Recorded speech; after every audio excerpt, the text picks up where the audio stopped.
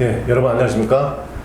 오늘 송배전공학 21강-1이 되겠습니다. 우리 교재를 보면 9장 이상전압, 그 다음에 10장 보호개정까지 해서 전체 몇 가지 문제를 냈으니까 같이 한번 보도록 하겠습니다. 문제 1번입니다. 자, 101회 4교시 나왔던 문제입니다. 전력계통에서의 절연협조에 대해서 설명하시오, 이 문제죠. 자, 이 문제는 송배전공학 21강 올해 22년 1월 26일 날 유튜브 방송 참고해서 이미 동영상에 올려놨습니다. 유튜브에 올려놨으니까 그 내용 참고해 주시기 바라겠습니다. 다음 문제 2번입니다. 121회 2교시 문제죠. 절연 레벨에 따른 절연 방법을 설명하고 우리나라 계통에서 저감절연 채택이 가능한 이유에 대해서 피레기의 제한 전압을 중심으로 설명하라, 이 말입니다. 오늘 요 문제 아주 좋은 문제이기 때문에 여러분들과 함께 같이 답을 보고 여러분들의 모범 답안도 한번 같이 검토 한번 해보도록 하겠습니다. 문제 3번입니다. 그림과 같은 송전계통에서 변전소로부터 9km 떨어진 지점에 일선 지압 고장이 발생하였을 때 일선 지압 전류를 구하라.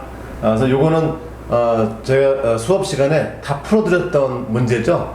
풀어드렸던 문제니까 이 문제는 뭐 충분히 다 푸셨을 거라고 판단합니다. 뭐 문제 자체가 어려웠던 뭐 그런 문제는 아니기 때문에 무리 없었을 거로 봅니다. 자, 그 다음에 문제 4번이 되겠습니다. 154 계통과 345 계통의 피레기의 충격비를 비교하라. 이 충격비라고 하는 건 뭡니까? 충격방전 개시전압 값을 상용주파 방전 개시전압의 파고값으로 나눈 것을 충격비라고 했었죠. 계통을 운영할 때는 이 충격비가 어떻게 된다고 낮은 게 좋다고 얘기했었죠. 왜냐면은 충격방전 개시전압은 낮을수록 좋고 그 다음에 상용주파 방전 개시전압은 높을수록 좋다 보니까 분모는 커지고 분자는 작아지죠. 그러면 전체적으로 어떻게 돼요? 작아진다, 이렇게 말씀을 드렸었습니다. 자, 문제 5번 예상 문제인데 역시 계통보호의 기능과 목적에 대해 설명하시오. 이것은 보호 개전에 대한 내용이었죠. 어려운 문제는 아니고 신뢰도, 보안의 유지, 이 두 가지가 핵심 키워드였다, 이런 말씀을 드렸었죠. 자, 문제 6번입니다. 예상 문제의 다음 용어에 대해서 설명하라. 섬낙, 철탁, 역섬낙, 경관 역섬낙, 절연협조, 중분사용성, 물의 증분단가, 물의 증분가치, 요거에 대해서 이제 설명 한번 해보십시오 라고 했던 문제였습니다. 자, 이 전체 문제 중에서 저감절연이 가능한 이유를 피레기 제한 전압을 기준으로 해서 설명을 해보라 라고 하는 문제로 한번 풀어보도록 하겠습니다. 우리나라 계통에서 저감절연이 채택 가능한 이유에 대해서 먼저 제 설명을 드리도록 하겠습니다. 자, 우리나라에서 저감절연이 채택이 가능하다라고 하는 것은 뭐냐면 피레기의 제한 전압이 낮게 책정이 가능하기 때문에 그렇다는 얘기죠. 그럼 피레기의 제한 전압이 낮은 이유는 뭡니까? 피레기 전격 전압이 낮기 때문에 그렇죠. 그러면 피레기 전격 전압이 낮은 이유는 뭘까요? 성류를 차단하거나 아니면 우리 상용주파 운전해서 가할 수 있는 최대 교류 전압의 그 최대값이 얼마가 나오는 것이냐라고 봤을 때 일선 지락 시의 건전상의 이상전압이 소위 말하는 지속성 이상전압인데 이 지속성 이상전압보다 높은 전압이 없다라고 보는 것이죠. 특히나 우리나라 같은 경우에는 유효접지 계통을 채택하고 있기 때문에 유효접지 계통은 일선 지락 시 건전상의 전압이 1.3배 이하로 제한을 하기 때문에 1.3배 이상 나가지 않더라. 또 거기에다가 여유유로 반영을 해서 전격 전압을 선정을 하는 것이죠. 그래서 154 계통에서의 전격 전압은 144kV가 되는 것이고 이 144kV에 대한 제한 전압은 얼마냐면 460kV를 제한 전압으로 하는 것이죠. 그래서 이 두 개의 제한 전압과 전격 전압의 비, 그걸 우리가 소위 말하는 제한비다라고 합니다. 그러면 이 제한비는 154 계통에서는 전격 전압이 144, 그다음에 제한 전압이 460, 그다음에 345 계통에서는 피레기 전격 전압은 288, 제한 전압은 얼마가 되냐면 690kV가 되는 거고, 그다음에 765 계통은 1380을 588kV 이렇게 나누는 것이죠. 그러면 이 제한 비를 따져보면 대략 이 전체가 약 2.4배에서 약 3.3배 정도로 값이 나오게 됩니다. 그럼 이 얘기는 뭐냐면 피레기 전격 전압에 각 계통의 전압을 고려했을 때 2.4배에서 3.3배 정도로 제한 전압이 선정이 된다, 이런 말이 되겠죠. 그렇다고 한다면 이 레인지 안에서 제한 전압이 선정이 되니까 최대 3.3배 정도에서 제한 전압이 선정되면 이 계통, 예를 들면 154 계통에서는 이 전절연 값을 얼마만큼 내릴 수 있느냐라고 하는 이제 경제성을 고려할 수 있는 것이죠. 그래서 중요한 것은 바로 경제성입니다. 그러면 154 계통에서의 빌값은 얼마가 되냐면 154를 1.1로 나눠서 그 다음에 5배 50을 한 것이죠. 그래서 여기에 750kV가 154 계통의 전절연이 되는데 이 750kV하고 460kV 이 제한전압과의 차이는 아직까지 약 300kV의 여유가 있는 거죠. 그러니까 이 300kV의 여유를 가지고 너무 갭이 많다. 그러니까 이건 기계적으로, 기술적으로 구한 게 300kV고 여기에 이제 경제성을 더 고려해보자라고 하는 것입니다. 그래서 이 저감전연은 이 154를 1.1로 나눈 이 값, 이게 바로 절연 계급인데 이 절연 계급을 한 단계 저감을 할 때마다 어떻게 돼?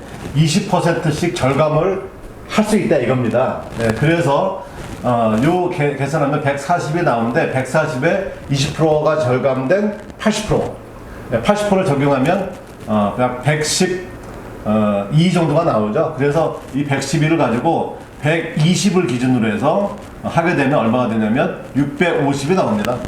이게 이제 1단 저감되는 것이고요. 그 다음에 여기도 역시 460과 650은 아직까지도 약 200kV 정도의 여유가 있죠. 그래서 한 번 더 저감을 해보는 거죠. 한 번 더 저감을 해보니까 112를 0.8, 계략 100 정도 나오니까 100에 50에 50, 그래서 550kV 정도면 되지 않을까? 그런데 얘하고 얘는 100kV도 차이가 나지 않아요. 그래서 어떻게 한다고요?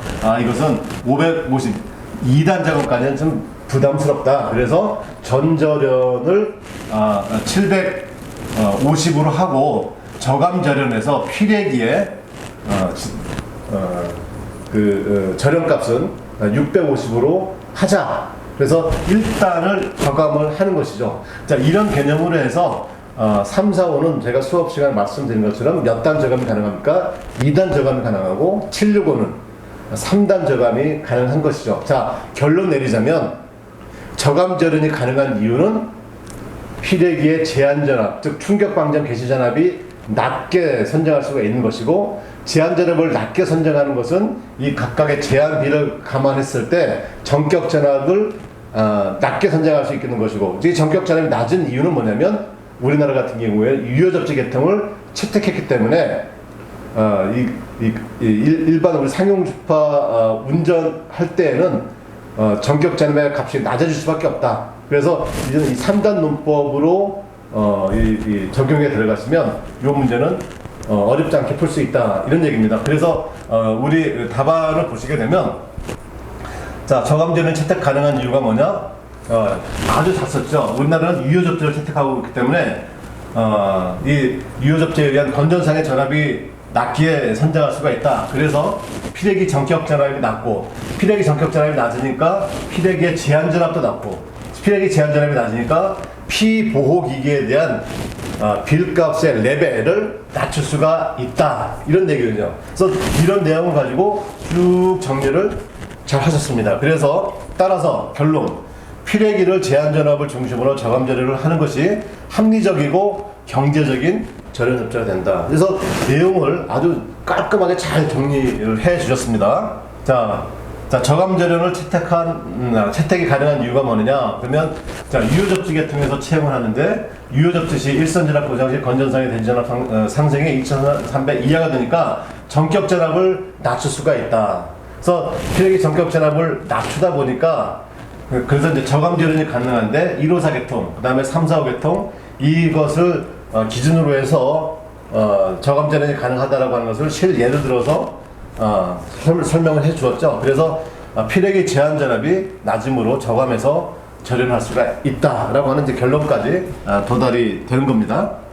자, 그 다음에 자, 이분도 내용을 아주 깔끔하게 잘 정리하셨죠? 자, 유효 접지 방식을 채택하니까 접지 개수가 낮다. 왜 이 접지 개수라고 표현을 왜 했냐면 피뢰기 전격 전압을 표현해주기 위해서 이가 되는 거죠.